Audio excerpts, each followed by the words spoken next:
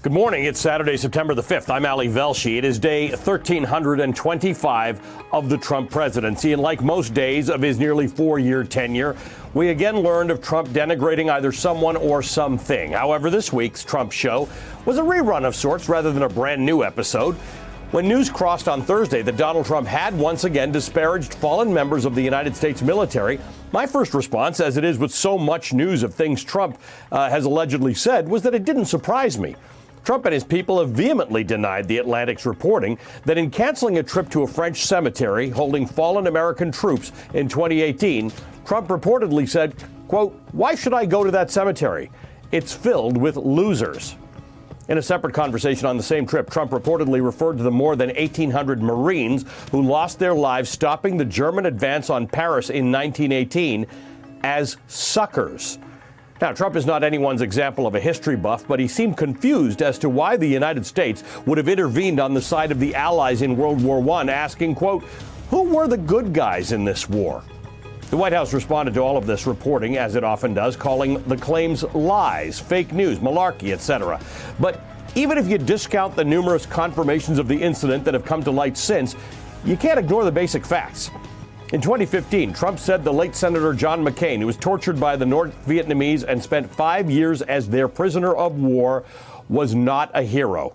Quote, "I like people who aren't captured," he said, which I suppose is an easy thing for people like Donald Trump or even me to say, because we've never served in a military, never faced the prospect of imprisonment, torture, or death at an enemy's hand. Trump was deferred from enlisting to fight in the Vietnam War because he allegedly had bone spurs, and his only reference to that war is in boasting about his efforts to avoid contracting a sexually transmitted disease as his own, quote, personal Vietnam. So of course he'd have no empathy for John McCain or for President George H.W. Bush, whose plane was shot down by Japanese forces in World War II and whom Trump has also reportedly called a loser. Nor for Army Captain Humayun Khan, who was killed on June 8, 2004 in a suicide attack in Iraq. One of Captain Khan's heroes was, ironically, John McCain. But like so many American heroes, you likely would never have heard of Humayun Khan, except that his parents, Ghazala and Khizr Khan, delivered a speech at the Democratic National Convention in 2016, invoking his memory and challenging the promise that then-candidate Donald Trump had made about a Muslim ban.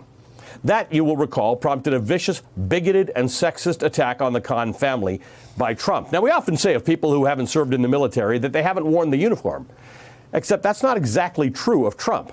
He hasn't worn the uniform of any actual military, but he did attend a military academy for high school, which, while not imbuing him with courage or a sense of sacrifice or of duty that members of the actual armed forces carry, did seem to cause him to talk affectionately of generals.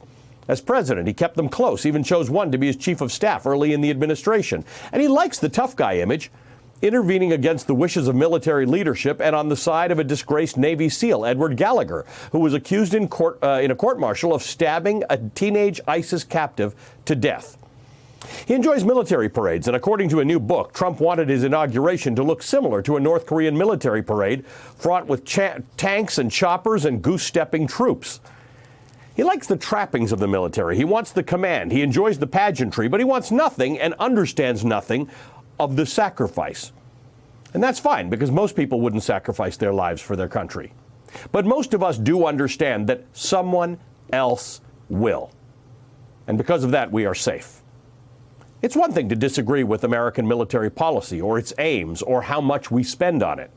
But to question the faith and the commitment of young women and men who actually risk their lives is not the work of the person who is named in Article 2, Section 2, Clause 1 of the Constitution as the Commander-in-Chief of the Army and Navy of the United States of America. Hey there, I'm Chris Hayes from MSNBC. Thanks for watching MSNBC on YouTube. If you want to keep up to date with the videos we're putting out, you can click subscribe just below me or click over on this list to see lots of other great videos.